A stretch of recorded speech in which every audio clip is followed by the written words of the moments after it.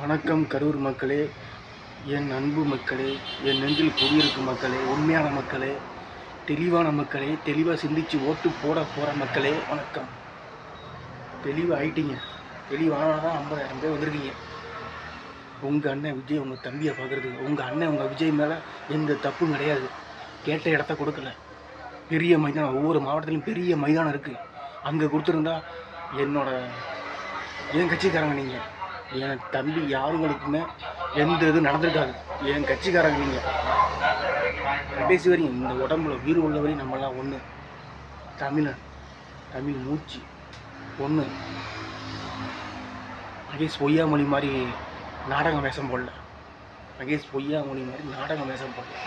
75 வருஷமாக தமிழ்நாட்டு மக்கள் கண்ணீர் சிந்தி இருந்தால் அது உண்மையாக இருந்திருக்கும். அதனால் கிடையாது. இப்போ நான் அவங்கள்ட்ட பேசுகிறது உண்மை. என் வாழ்க்கையிலும் எவ்வளோ வலிகள்.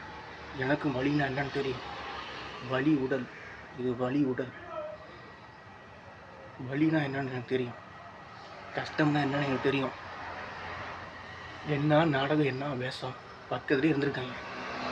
பாருங்கள், கரண்ட்டை கட் பண்ணிட்டாங்க, ஜென்ரேட்டரை உடச்சிருக்காங்க, ஒயரை பிடுங்கி விட்டாங்க. 50 பேரோ 60 பேரோ ரவுடி நாய்களை, வெறி நாய்களை, சொடி நாய்களை, தெரு நாய்களை உள்ளே இறக்கி விட்டுருக்காங்க. ஓட்டு மிதிச்சிருக்காங்க. போலீஸ்காரங்க தடியடி நடத்திருக்காங்க.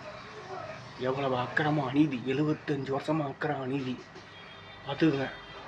நாடகம் நேசம் போடுவாங்க, நம்பிடாதீங்க.